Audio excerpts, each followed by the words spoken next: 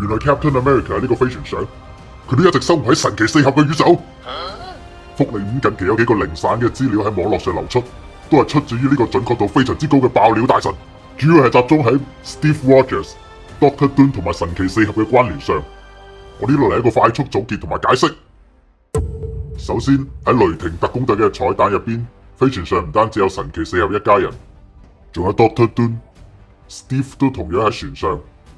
喺復聯4 Endgame 之後呢，同埋洛基嘅第二季結束之後嘅某個時間點，Loki 前去拜訪咗 Steve Rogers。呢個時候 Steve 同埋佢老婆已經生活喺埋一齊，同埋有一個仔。Loki 話俾 Steve，TVA 即將修剪呢條時間線，因為 Steve 唔應該出現喺呢度，亦都唔應該擁有小朋友。Loki 俾 Steve 一個選擇，佢可以將 Steve 同佢屋企人轉移到一個佢哋從未生存過嘅宇宙，等佢哋可以喺嗰度平凡安靜咁生活。而嗰個宇宙就係神奇四俠嘅宇宙，喺呢度過咗好多年，直到 Doomsday 嘅開場 ，Doctor Doom 現身，警告神奇四俠 Incursion 正喺度發生緊，佢哋必須前往616宇宙先至可以阻止災難。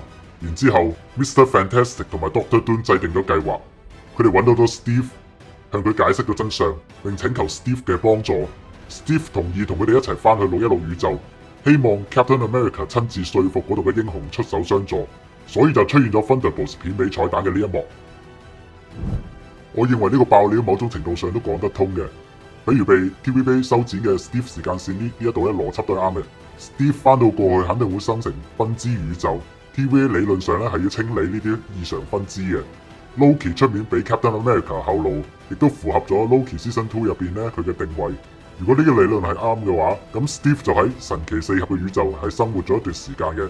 而且我一直都懷疑 Captain America 其實係客串咗 Fantastic Four First Step 嘅。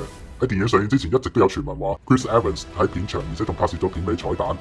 片場有一個神秘演員嘅身份，至今仍喺度保密緊。我甚至仲有個諗法，電影開場嘅片段有幾秒係交代咗兩個父子喺度睇緊 Fantastic Four 嘅動畫片，好有可能呢一個就係 Steve 同埋佢嘅仔。當然啦，呢個爆料都有個漏洞嘅 ，Mr. Fantastic 同埋 Doctor Doom 係點樣知道 Steve 㗎？佢生活喺呢個宇宙，應該係一個並非 Captain America 身份嘅普通人。佢點知道呢個人係來自其他宇宙呢？相信呢啲問題 Doomsday 會俾我哋一個答案嘅。